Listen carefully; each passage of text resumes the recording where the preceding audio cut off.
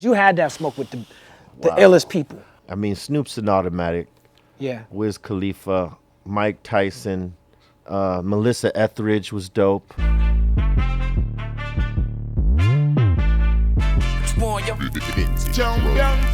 we done started. Look at what we done started. This the people party. How you doing, ladies and gentlemen, party people? Welcome to another wonderful edition of the People's Party. We're having a good time doing this, and I hope that you are having a good time with us. Always, and as usual, we have Jasmine Lee, the beautiful, the talented, wonderful Jasmine Lee in the house. What's You know up? what How I'm you saying? doing today? What's up, Jazz? How you feeling? I'm chilling, living a life. We have a very special guest, as always. He's a huge influence on not just hip hop, but on pop culture altogether. He's a rapper, he's an actor, he's an institution himself, he's a cultural phenomenon. They call him Dr. Green Thumb. His groups, Cypress Hill, Prophets of Rage, are some of the greatest groups in music history.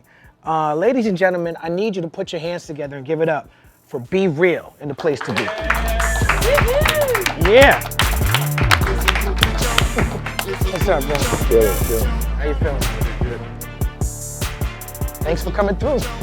All right. Everybody BReal is here. Hey, B Real. So what's up, bro? Man, just keeping busy, getting ready for a couple tours coming up. One Okay. with Cypress, one with Prophets of Rage. Cypress in June, July, and Prophets of Rage in August. So, just keeping busy on the touring, Yeah. front.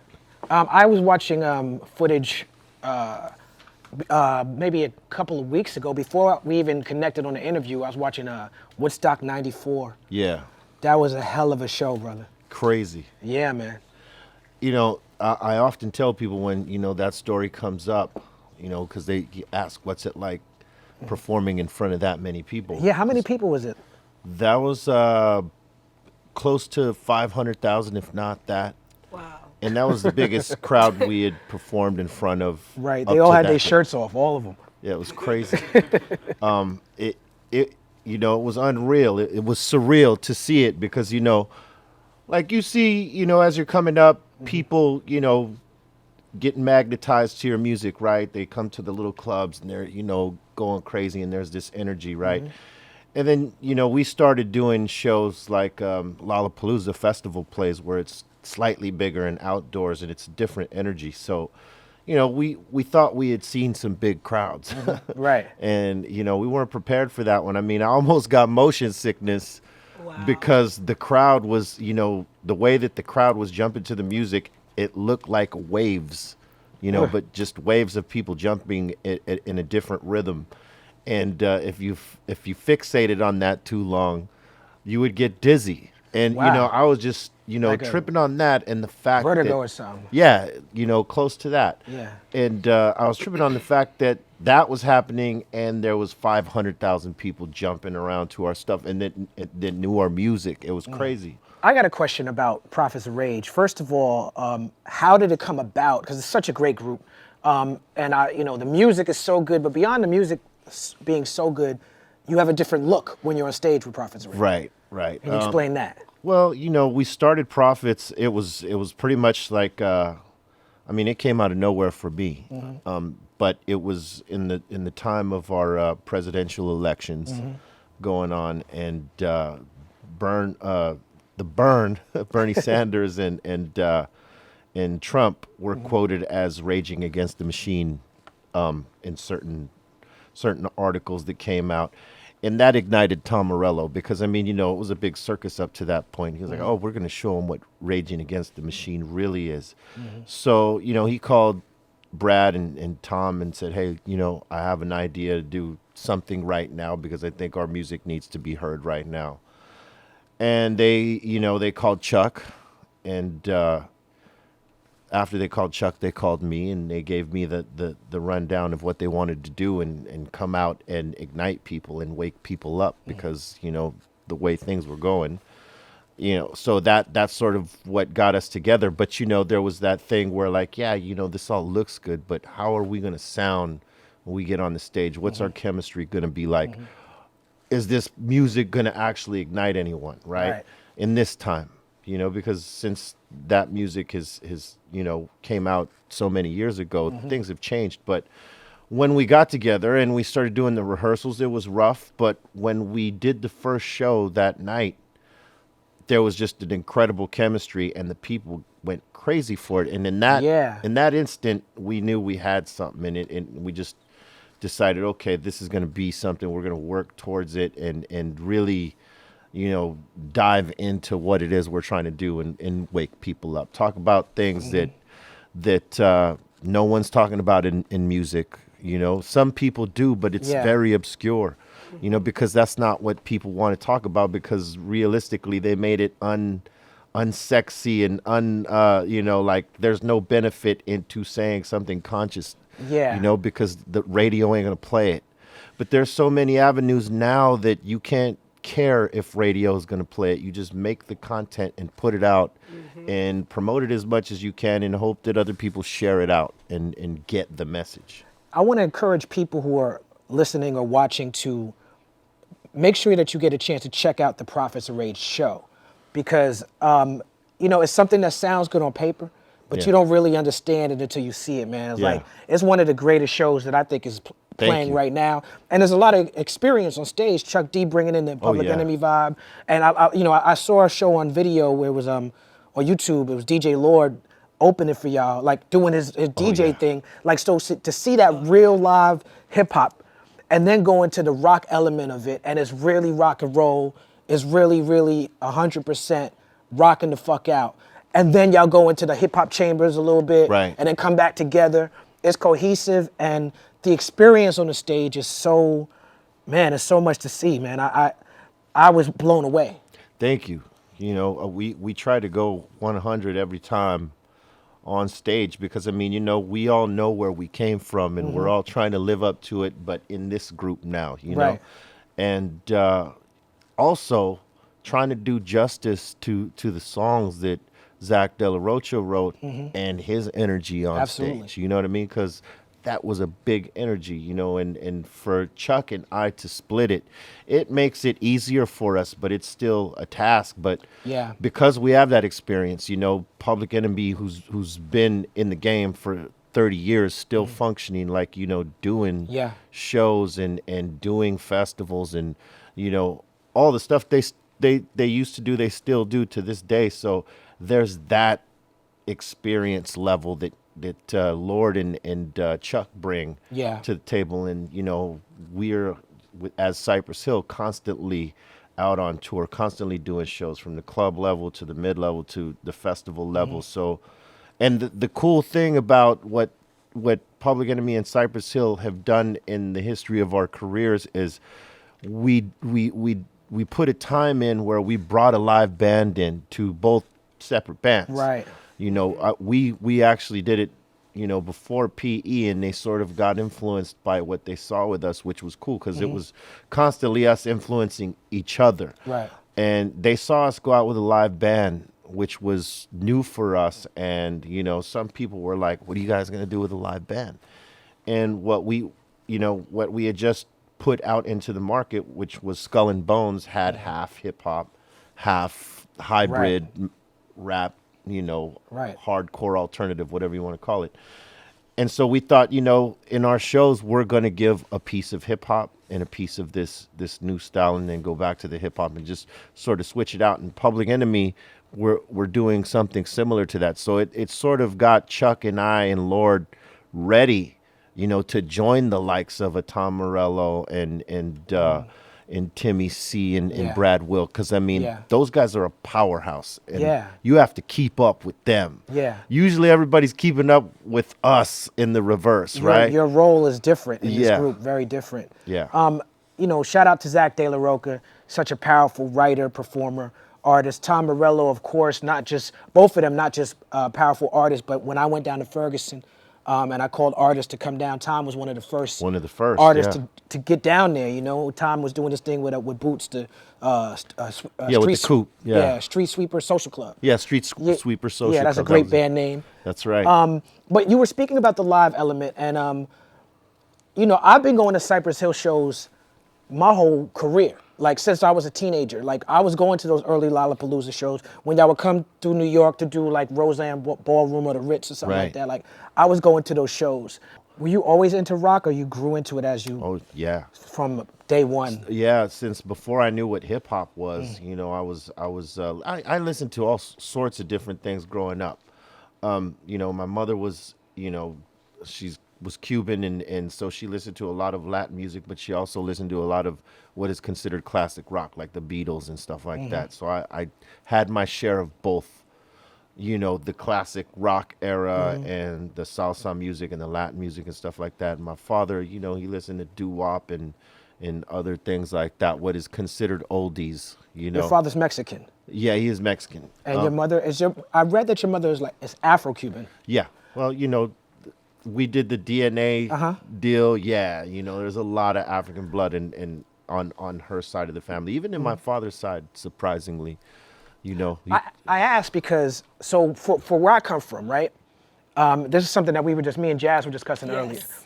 In hip hop, if you have a black experience or a black or brown experience, and you were in the hood with the people, and I can only speak for the East Coast growing up in New York. Right. I know LA is very different, but when you're in the hood with the people, you as a black or brown person, whether you're born in Colombia, Puerto Rico, the Bronx, Alabama, you're saying the word nigga. right, Cypress Hill, y'all saying the word nigga. Right. Fat Joe, Big Pun, Puerto Ricans in the Bronx, New York, they saying the word nigga. And when I grew up, the way I grew up, I didn't have a problem with that. It was Right. never an issue. But I'm seeing in a newer generation, Oh, yeah. Jazz is younger than me, people don't understand that Hispanic and Latino is ethnicity, not a race. Right. And that you have black Hispanic people and black Latino people. And so it's interesting to me that you have an Afro-Cuban background, but you're also a part of the first Latin group to go platinum. right. You know, and I've heard you speak on that before and say part of it is not sort of wearing it on your sleeve, but just being who you are. Right. So I wanted you to speak on that. Well, you know, in the beginning, when we came into, you know, our career and stuff like that, when we had got signed, we had a little bit of experience due to people that we were friends with that were in the game before us, like in Latin artists, to be most specific, such as Mellow Man Ace and Yeah, Kid yeah. Frost and guys like that, right?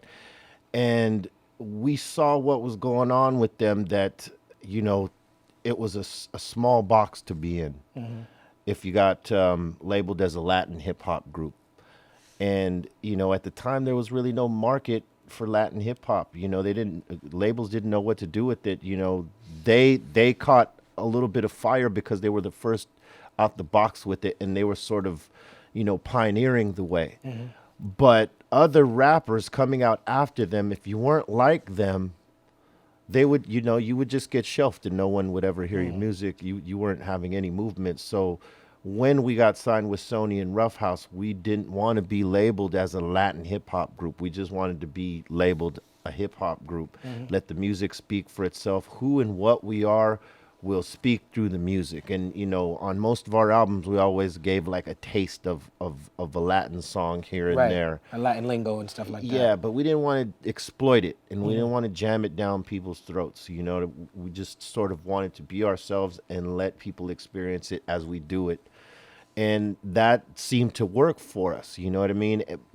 And with all, you know, all the words that we, you know, Right. you know, got a pass for using, I think it speaks to what you said, you know. On the West Coast, a lot of us that are of Latin descent, you know, we grow up in neighborhoods that ain't necessarily too many Latins around, you know, so it's black and brown together in the neighborhood. Some of us that have gang banged with, you know, one or the other, we adopt each other's language, you know, like there's some of us that are of Mexican descent that are in black gangs like Blood or a Crip, you know, you'll see some of us using the same slang, same term, same language. And the same goes in reverse. You know, when you see a black cat that rolled in with some Latins and became a part of that gang, he starts sounding Mexican and he Yeah. starts using the same terminology. And so it's just one of those things. And I think it happens in every neighborhood. I mean, you see white kids using the same phrases, you know, whether they hang out with Mexicans or blacks or you know, And I think vice that's versa. where the problem goes too, Yeah. because I grew up in Roosevelt. It was black and then Mexicans, but we didn't hang out with the Mexicans. We just hung out with the black people. So I didn't grow up hearing anybody besides black people saying nigga. Right. And then now I feel like because there are other Latinas and stuff that say it, white people think like, oh, we can just go ahead and say it too. Right. And that's where it's like, do I really want to go with that? Yeah, you know, it's something that you don't understand outside of that, you know, those places where we live or where we once lived and where we come from and stuff like that. If you don't live there, you don't understand it, and you pick it up and you make the mistake of saying it, thinking it's cool for me to say because they say it, and then somebody checks you for it. And in these days and times, man, nobody's getting passes because, I mean, you know, we're living in a time where you have to check yourself Right. on the Exactly. things you say. Yeah. And you know, it's I think it's much more sensitive now, which I think is better. You know, you shouldn't just have, you know, people saying it because they heard this guy say this or that. You know what I mean? Because their friend gave them a pass. Right. Yeah. And it's like that passes when you're around your friend only. That pass is always earned. You don't just get that pass on GP. You know, it doesn't happen like that. Right. You have to be around it. This is somewhere where you grow up, and even then, you know, There's it's politics. It's there's still nuance. politics. Yeah. Yeah. Your real name is Louis Freeze. Right. I think that's a wonderful name. It sounds like a Batman villain. You could have been a rapper with that name. Yeah. As well. So when did you become BReal? Oh man, BReal. It's pretty much at the time when I started, you know, running with the gangs. You know, So it's a pre-hip hop, pre-artist name. Yes, you Yeah. know, because as you know, as someone who is into the b-boy culture and hip hop culture, you know, which I was into first, you know, rapping and you know, popping and the graffiti. That, you know, that was something I was doing beforehand. So, you know, I didn't necessarily have that name in that time. So when I sort of transitioned into this, I sort of let go of this for a time and went into the whole, you know, gangster universe. Right. The way I got the name was before they were just calling me Louis, you know, Okay. because that's, you know, my name, Right. Louis, Louis, whatever, right? So we're going to a rival neighborhood, and you know, we're gonna disrespect their hood by crossing out their names and writing ours on their wall, called the roll call, right? You cross them out, and then you put up everybody who went on that particular On that day. on that day, and they, you know, one of the homies was like, "Hey, what you want me to put up there?" I'm like, you know, I'm a young buck. I'm Right. like the young one in the squad, right? I don't know.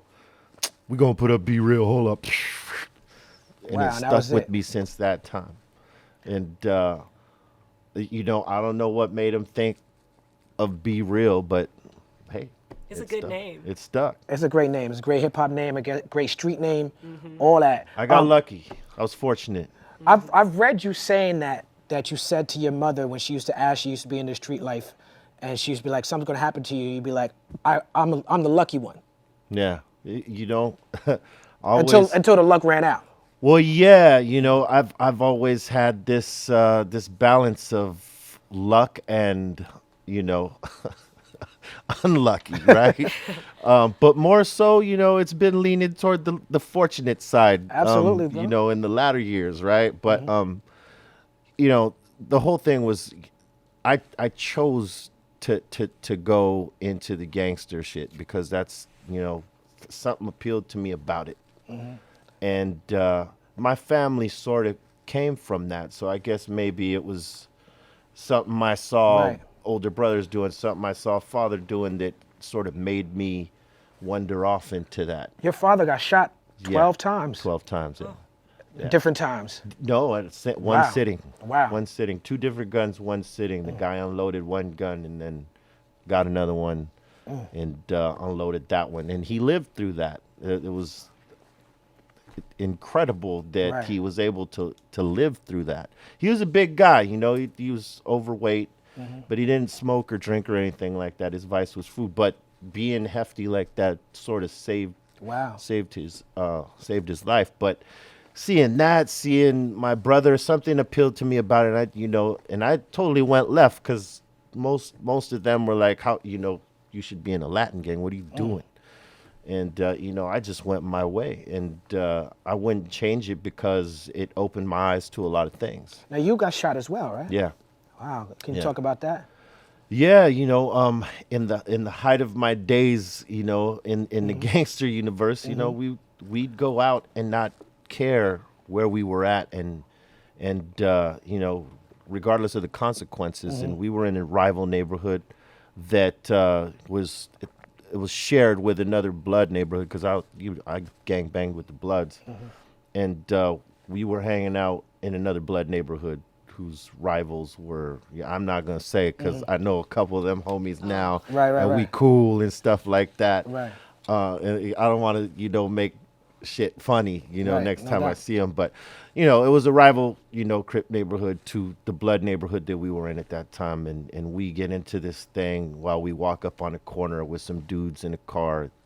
We start throwing up the signs. They pull out, they pull out the wop wop, and they hit one of my guys in his elbow, and then they hit me in the back, kind of through the side, punctured my lung.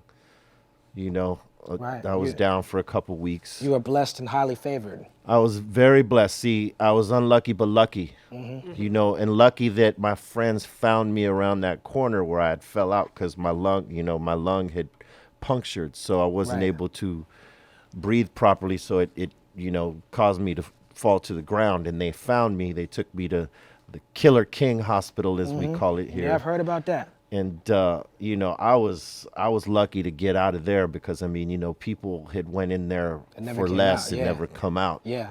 And it was one of those things. I knew what it was. I was banging, and that's one of the things you accept. You're either going to go to jail, you're going to get shot, you're going to get killed. It's very few paths Right. that you take in that, and some of us are very accepting of what our fate might be because of that. And at the time, I was hard-headed and I was stubborn, and I was down for my set, and it didn't knock me out of the game. I thought, okay, they're gonna have to just try again. Right. It kind of made you go harder as an artist. It's what happens, when you live through a gunshot, you know what I'm saying? Whether it's one time or multiple times or whatever, we the lucky, for a time we feel invincible, you know what I mean?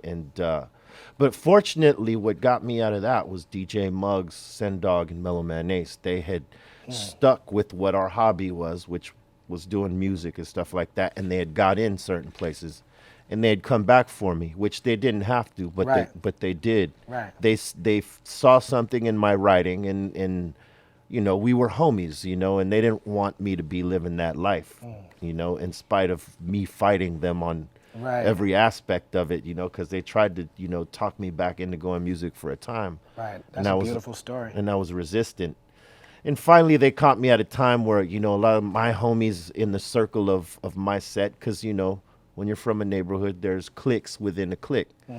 A lot of my guys were locked up, so I was pretty much, out there with, not too much of my homies watching my back Right. from my set. So I thought, all right, let me try this music thing. What's the worst that can happen? Right. I have a quick question.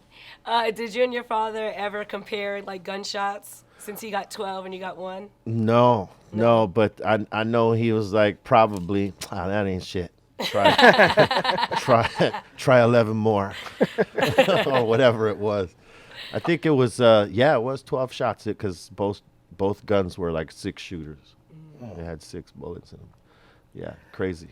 So, your voice, I'm sure you've been asked about it a lot of times. Yeah. You have one of the most unique, distinct voices in the game. Obviously, your pen skills is ill. You know what I'm saying? Like, you're as an MC, as a writer, and not just as a writer of bars and verses, but as a songwriter. Thank you. You've written some incredible pieces of music, but your voice is so unique. Was it always like that? No. Okay. It wasn't always like that. I tried rapping in the voice that I talk in, my regular voice, and the rhymes were cool, but it didn't cut through on the music so well, you know. And Muggs is very straightforward and honest. Yeah, in Muggs that is sense. I worked with him on a couple of things. The idea that, I want to get back to the voice thing, but Yeah. you just made me think about the idea that Cypress Hill was essentially a concept record, Yeah. and he has always thought about it on a bigger scale than a lot of producers Oh, yeah. and DJs. He always has the landscape of what it should be in his head, and then it's the journey trying to get there, right? And you know, he's brutally honest. If he doesn't like something, he's gonna be like, it's all right, but it's not that shit. Right. I think you could do it again. Right. And so, you know, with my voice, you know, with regards to my voice and how it sounded on the tracks, he was like, you know, I don't know. You're gonna have to do something. Otherwise, maybe you just write for Sen. And I was like, all right, cool. So one day, Mello and I were fucking around, throwing rhymes back and forth. But, you know, we were all of us big fans of this rapper named Ramel Z, was also an Yeah. artist, Wild Style, Yeah. all that. And, you know, he used to have two different styles. His talking voice style, which was on a lower register like what I'm talking in now. And then he would do this crazy high-pitched switch in the middle of his verse. And so one day, you know, throwing rhymes back and forth, we decide we're going to fuck around and Right, okay. do the same thing and pitch our voices up. So this is like a direct influence. Yes, a direct influence. So I pitched my voice up on a song called Real Estate, which was one of our first demos. And Muggs liked the tone of the voice. So he has me redo another song we had already done in that voice, which ended up being Kill a Man. Right. And then it just started rolling from there. And then Sin Dog develops the beta voice, which is that Right. that voice to go along with that high pitched voice, you know. And so we use sort of 2 or 3 different styles of vocal tones throughout our career. And I would change pitches, you know, in the later records, but you know, in the beginning, yeah, it was trying to be as up on the register as you can, Right. so that it just cuts through every track, sort of like the Beastie Boys were cutting. Yeah, through every track. yeah. It's very ad rock and very Yeah. Definitely. You, of course, are very famous for smoking marijuana and being not just smoking it, but being an activist and being Right. fully involved Yeah. in the whole movement, which I want to talk about some. But before we talk about that, I want to know who is like your all-star team of like the best people you smoke with, because you had to have smoked with the illest people. I'm gonna say, I mean, Snoop's an automatic. Yeah. Wiz Khalifa, Mike Tyson, Matt Barnes was really dope. Joe Rogan, Okay. Melissa Etheridge was dope. She told a great story, man. You know, She got caught coming across the border with some trees. and she owns a cannabis collective Okay. up north somewhere. So she's in the game. She's in the game, and it was awesome to hear her story on why she's in the game. You know, like she told the story about how, you know, she had a bout with cancer, and Stephen Stills or David Crosby from Crosby, Stills and Nash told her, hey, you know, instead of taking all this over-the-counter pharmaceutical crap that they're always trying to pump to people, why don't you try CBDs and cannabis as your treatment, as opposed to that shit that's going to make you sicker. Right. And she gave it a shot, you know, and before you know it, it helped her deal with her therapy and all the stuff that she had to do, and she beat it. And she came into the smoke box to tell that story. She had never gotten high in front of a camera before, and never allowed people to see her in this way. But she felt it was important for people to hear that story, and she actually had her people call me to say, hey, you know, Melissa wants to get in the box. It was like, you know, it was one of the biggest surprises ever to me, because I mean, it wasn't somebody who I would normally go after, because I didn't think that, you know, she'd be open to come in and do an interview in front of a camera smoking, you know, in the lowrider. In the lowrider, you know, just, you know, a lot of people are afraid because they're afraid about the way they're going to look or come off.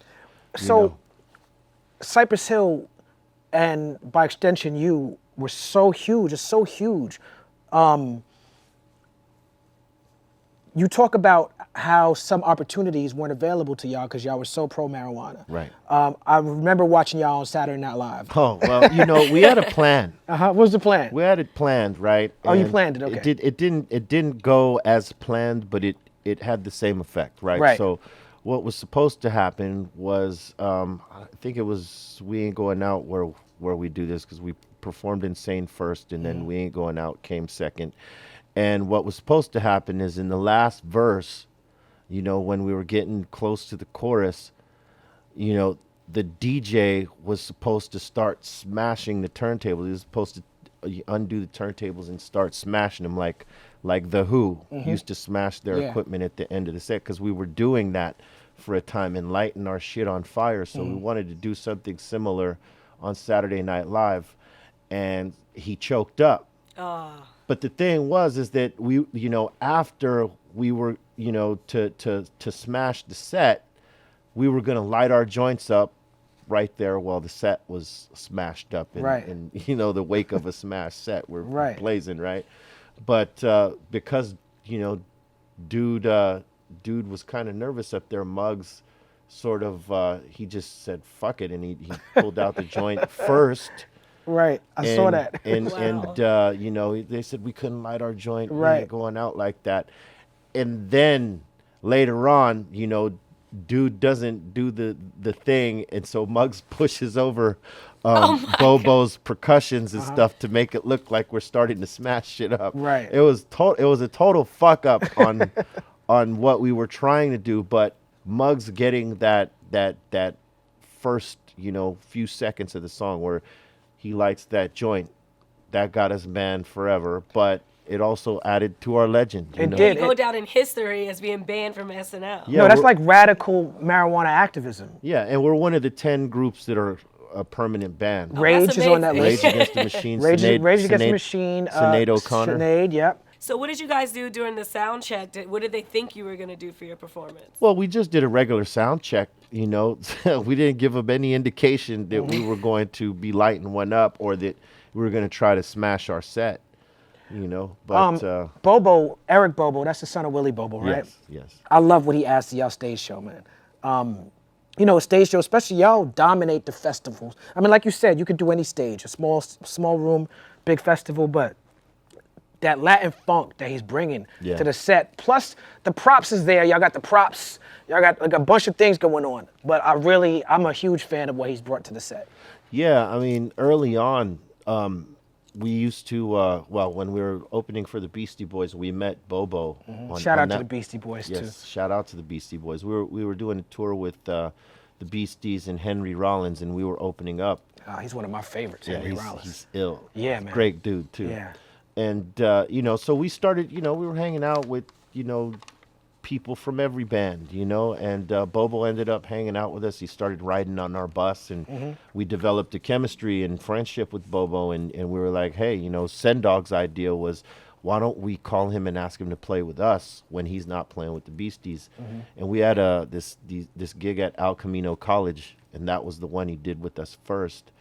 And we just felt like, wow, this adds a whole different dimension that's not on the record. So, like, if you come to see us, you're going to hear what you heard on the record, but now here's this new element that's just going to, take it to another level in the live arena. Yeah. And, because he was a student of the game in terms of hip-hop and not just Latin music, because I think a lot of conga players that tried to sort of do what he has done, they're so locked into what they were doing previously that they don't necessarily find the same pockets as he plays in. Yeah, hip-hop be out of key sometimes, like the way the beats are made. It's very hard for musicians to fall into the hip-hop sound. They overplay. Yeah. And Bobo, to his credit, he always found a way to play just the right shit in the right spaces and never overplay, and always add instead of like making it seem chaotic. Right. Because, some people will just, to hear themselves play, they're going to add something that doesn't necessarily belong in this particular section. It doesn't add anything. It just sort of adds a noise. Yeah. Where Bobo, he's always in in tuned with what's Locked in. going on and locked in. Yeah. And he actually adds, a flavor to it. And, I couldn't see us doing a show without him at this point. Like he's been with the band over 20 years. He is a member of the band officially. But like, let's just say we stripped it down and just did turntables and the MCs. I mean, I would feel like we're Something's cheating the missing. fans and we're cheating ourselves because he adds so much. Right. That's it's a beautiful story, man. I really enjoy hearing him play. With the marijuana activism, did you start out as a stoner who just like getting high and just was thrust into being a marijuana activist, or was that the plan? I think it was a little bit of both, actually. We were fans of High Times, before we were making music as So you were reading literature. still, yeah, little things like that on cannabis and stuff like that, because we wanted to see what was in High Times. Like we wanted to say, okay, Yeah. what are people smoking? It was so counterculture too at that time. It was like you had to had a secret High Times magazine. Yeah. For me, I was a teenager. It was at the time. like as a teenager, it's almost like having a Playboy with Yeah. your parents find out like, what the fuck is this? Yeah. Right? So, you kind of had to be on the low with that. But, we obviously wanted to see what weed was out in the world, and out there just period. But, occasionally they would have articles that were like, educational in Yeah. terms of the politics that were going on and the propaganda against cannabis and that. So, we were kind of loosely activists then, more stoners, obviously, but we believed it should have been legalized and, we Right. believed that one day it could. I don't think we intended to be the spokesman for it. It was just one of those things where we were being ourselves and talking about who we were, what we were doing, what our experiences were, and that happened to be one of the things in our daily life that we did. We were smoking weed like fucking monsters. And Yeah, I've heard you describe the group as a marijuana group. And I suppose I never thought about it like that, but there are certain groups that fit into like the marijuana group. And oh, yeah, we got labeled as that for a long time, and that speaks to what you were saying earlier in terms of opportunities missed because of being labeled as the marijuana group as opposed to Cypress Hill, A the good hip group, hop right. group, music group, period. And we had to remind people at times, especially in interviews with journalists overseas or wherever. It's like, they're calling us a cannabis group. It's like, hey, wait a minute. There's 1 or 2 cannabis songs on these albums. The rest are songs. We're a hip hop group. We're a music group before we are a cannabis group. Get that shit right. Right. And, I think our fans respect that, but we weren't having it from the media and whatnot labeling us as that. That's just like Right. saying, this is a Latin hip hop. It's like me with the conscious thing. Like it's like, okay, yeah, I'm that. I don't run from it. I own it. Right. But please don't put me in a box. Yeah. America think that- loves putting people in boxes Yeah. and labels. Yeah, and we always were fighting to not be in a box. We didn't want to be in the Latin rapper box. We didn't want to be in the fucking weed rapper box. But these days it's like the funny shit about it now is that the way that hip hop, maybe 10 years ago, you had to have a song about like some gangster shit and getting shot and this and that for people to accept you. Now it's the weed songs. You gotta Yeah. have something to smoke to. Everybody got to have a weed song on their shit. And it's funny how that goes around. People that don't even smoke talking about weed songs. Right. But music is a big part of smoking culture because more times than not, everyone's sitting around sharing a blunt, Oh, yeah. listening to music, talking about, whatever high thoughts come up. Yeah, I mean it's communal, and it's an exchange of ideas and conversation, and sometimes those conversations are about nothing, but Right. A lot of times. A whole lot of nothing.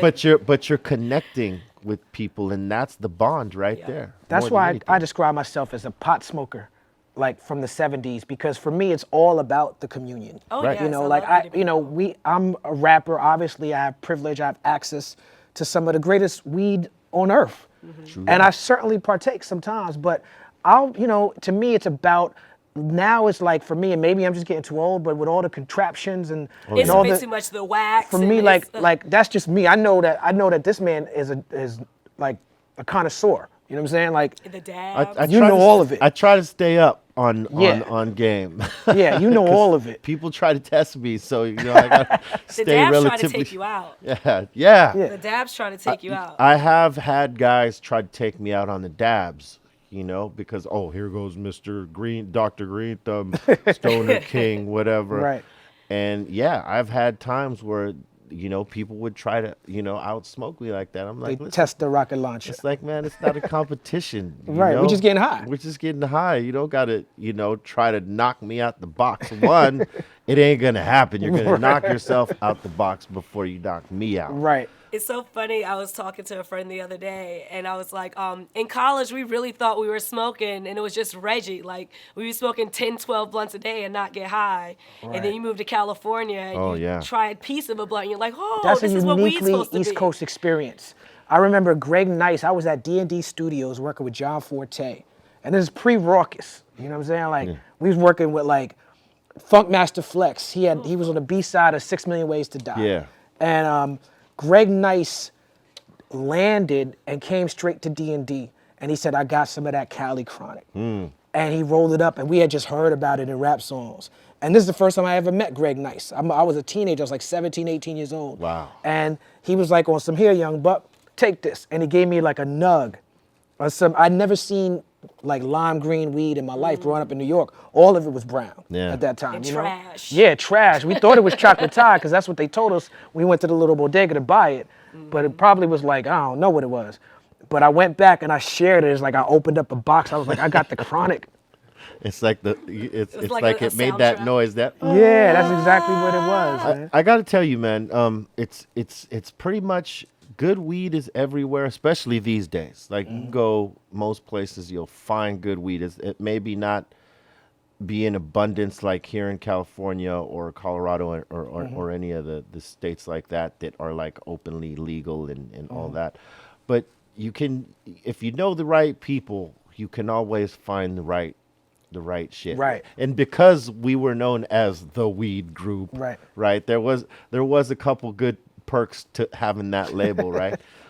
Whenever we were in New York, we would have like cats trying to put us on to some of the best shit, right?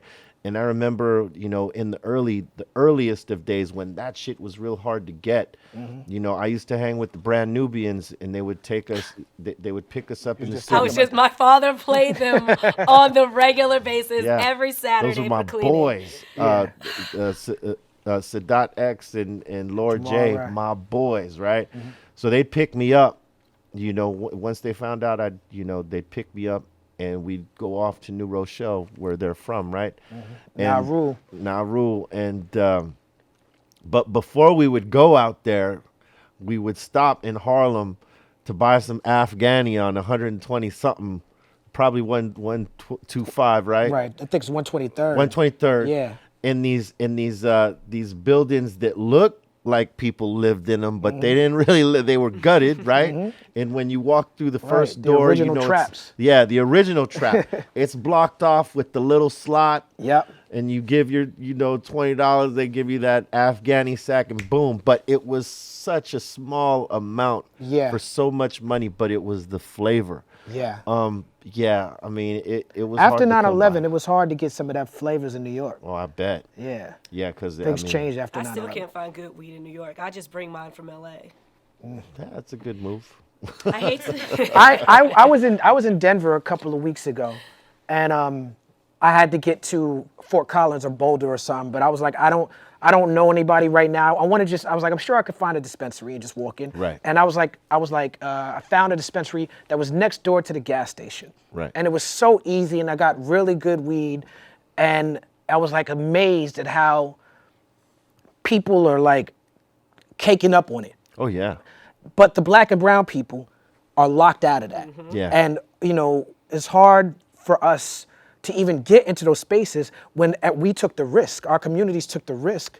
Yeah, I mean, they have this thing called social equity, right? Which means if you're an offender, you know, where you've been convicted of a cannabis sort of related crime, it's supposed to put you in the front of the line. And for most it does, but, you know, and that's a lot of black and brown people that, you know, can apply and actually, you know, get some of these licenses. But the problem is that a lot of us can't afford those. And when we try to, you know, come into the scenario, we usually come in by ourselves, independent, with not much financial backing, and they make it very hard for us to exist in that market because of, you know, what it costs to actually invest in becoming a cannabis brand or company, you know. And supposedly, you know, the system is that at some point, if you can't afford that permit, they have a backup fund that pays for it for you because they want these permits working. But the problem is, even if they give you that, you still have to have the capital to actually start the business. So, you know, my advice to any, you know, black and brown person trying to get in the game, there's a lot of people that are operating sort of the same way that, you know, the corporate structure does, where the corporate is a collective of people with a lot of money, obviously, and they move all their money pretty much together. So what a lot of people are doing now is they're partnering up with people that want to invest in the cannabis game, but they're all investing together and going in as one. And that's what our folks need to do. Right, We need to fucking get together.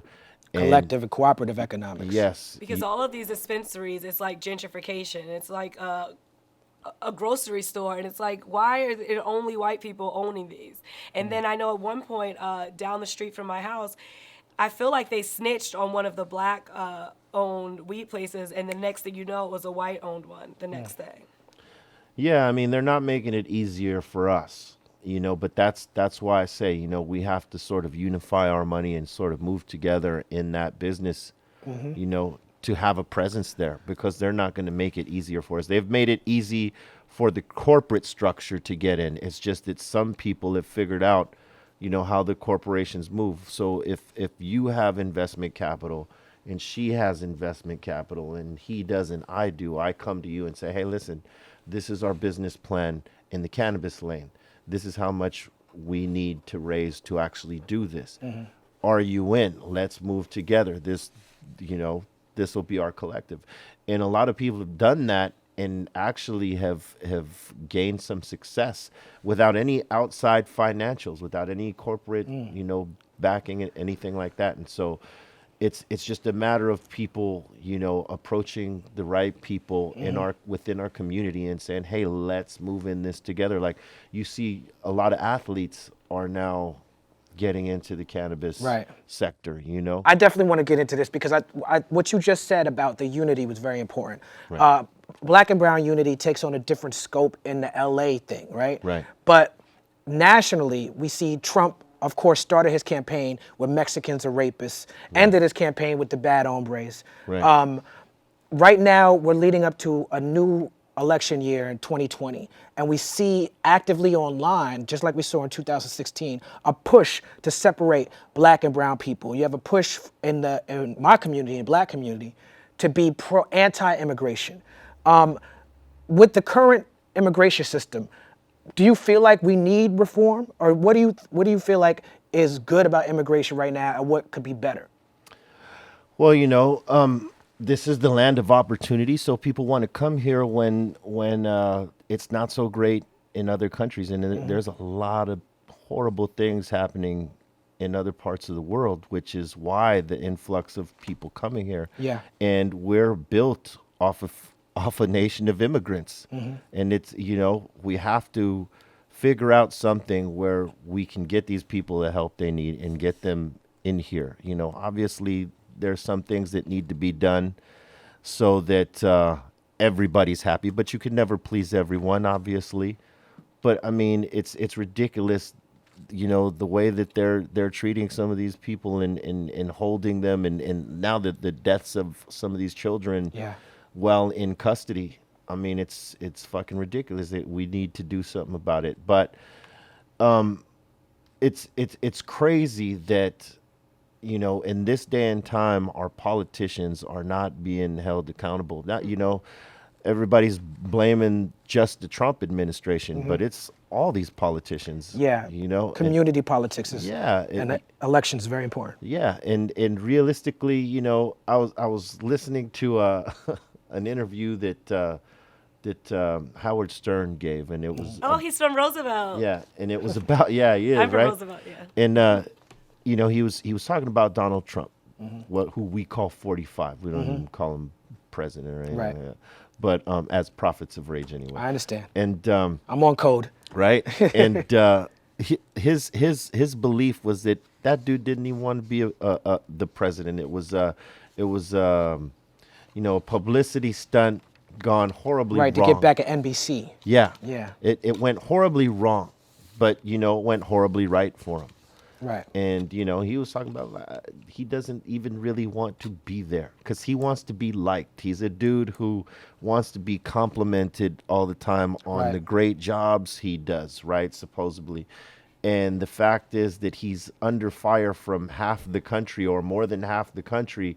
It, you know, he may not show it, but it's Right. eating him up from Right. the inside. But at the same time, he's allowing, you know, all this craziness to happen when, you know, he has the power to change whatever he needs to change. Right. But he won't. So No, it's he up won't. to He ain't built like that. it's up to people to go out there and get him out via the vote. But even then, you know, people question because of the electoral votes and Yeah. they feel that that's a scheme to sway any election in the way that the so-called deep state wants it to go. Yeah. But that still comes from voting because we're voting the people in that are going to be in charge of electoral. Yeah, but who are in charge of those electoral votes? Yeah, the electoral college, I believe, does need to go. Yeah. I'm somebody who used to speak out against voting all the time, so I never shame anybody Yeah. for not voting. And I also understand that voting in and itself is not a revolutionary act. No. But I do think that we could learn from the people who, like Malcolm X and Adam Clayton Powell, and you know, the people out in California when they organized the workers to get together. If you vote as a block, you know, Cesar Chavez, right? If you organize the people and you're voting for the same interests, then you're really, really doing something. It's about organizing the people. Tom Morello said this in an interview one time. I remember when we were doing something for one of the news outlets, but he was saying, you know, hey, listen, it's about unifying. It's about organizing and, you know, collectively figuring out what we want and making that change. You know, the women's rights, you know, that was women organizing together and fighting for those rights, and they convinced everyone else that they should have these rights, and we all agreed with that, and that was due to them going through the bumps and bruises together, you know, and making that argument and winning that, and you know, and that's people changing through unification. You know, no one could have done it by themselves. No one woman could have like convinced everyone of this, right? It was them Right. collectively getting Right. together and changing how the world thought. And that's going to take the same type of effort, you know, if people want real changes. We got to, you know, get past all of our hang-ups that we have with one another and figure out a way to come to the table together and get things done that these politicians have totally, you know, That's right. fucked up for We the all of heroes us. we're looking for, right? Yeah. No doubt. Be the change you want to see. That's Exactly. right. I'm looking forward to seeing Cypress Hill this summer. Ladies and gentlemen, B Real is in the house. Thank you very much. Woohoo!